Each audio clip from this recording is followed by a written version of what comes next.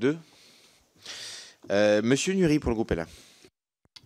Oui, merci Monsieur le Président. Je veux remercier moi aussi les deux rapporteurs pour ce bilan exhaustif du suivi de l'inflation. S'agissant des collectivités locales, vous l'avez dit, leurs charges courantes sont en train d'exploser. Des outils d'accompagnement ont été mis en place, notamment pour les plus petites collectivités. Toutefois, les collectivités les plus impactées sont souvent celles qui se sont vues déléguer des compétences du quotidien. Je pense notamment à la compétence scolaire, périscolaire, jeunesse, petite enfance. Et souvent, ce sont des intercommunalités qui, elles, ne sont pas suffisamment accompagnées. Il en est de même pour les régions et les départements qui gèrent les lycées et les collèges et qui n'ont plus de ressources propres depuis le hold-up de l'État sur leurs impôts. S'agissant de nos concitoyens, vous l'avez dit aussi, les prix de l'alimentation sont en hausse.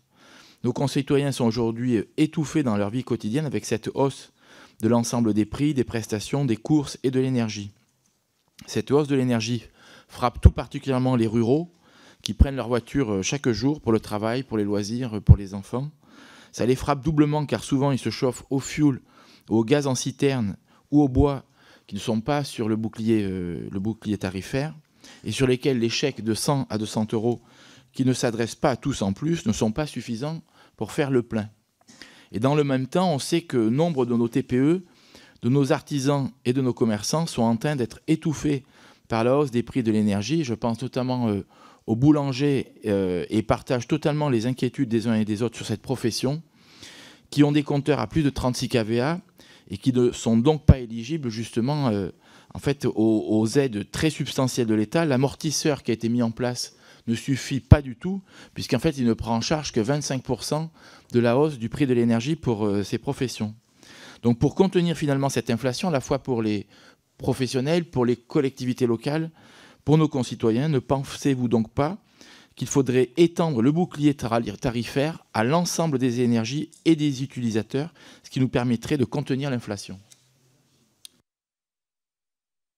Bien, Madame Trouvé peut-être, pour alterner. Merci. Pour réagir sur les collectivités locales et plus globalement la question des charges en énergie, moi, effectivement, le bouclier tarifaire, ce qu'on observe quand même dans les auditions, c'est qu'il y a énormément de trous dans la raquette. Bon, moi, je leur dis, je prône, et nous prenons dans la France Insoumise, nous pèse pour le retour d'un tarif réglementé de vente unique, mais qui demande une énorme réforme, évidemment, du marché de l'énergie. Mais je pense qu'on en est là. Par ailleurs, je pense qu'en parallèle, le problème, il est que les collectivités locales, elles le disent elles-mêmes, elles ont de plus en plus de difficultés à investir, notamment dans la transition énergétique. C'est-à-dire que ce qu'elles devraient faire face à la hausse des coûts de l'énergie, en somme, en fait, elles sont freinées parce qu'elles n'en ont plus les moyens. Donc je pense que la situation est quand même très inquiétante de ce point de vue-là. Je me permets juste de revenir, parce que je n'ai pas eu le temps tout à l'heure, sur la question agricole, simplement pour dire que je pense que les répercussions vont être extrêmement différentes d'une exploitation à une autre. Et en fait, le secteur agricole, il n'est pas tellement marqué par un niveau faible, moyen de revenus agricoles, il est surtout marqué par une volatilité et surtout des inégalités de revenus très fortes entre exploitations.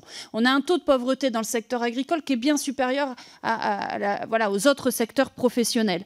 Et en particulier, dans l'élevage, les petites et moyennes exploitations d'élevage, de maraîchage par exemple, sont effectivement en beaucoup plus grande difficulté aujourd'hui, avec une très forte hausse des coûts de production.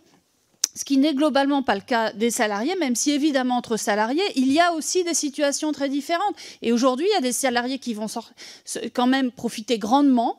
Je pense à ceux qui sont dans les zones à très fort rendement, qui ont des aides PAC extrêmement importantes.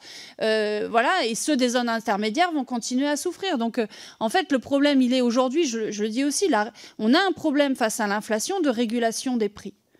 Et le fait d'avoir des aides PAC qui ne sont absolument pas en lien avec les prix et les revenus balancés par hectare, ça ne va pas quand on a comme ça un renforcement des inégalités de situation entre exploitation et de prix payés aux producteurs.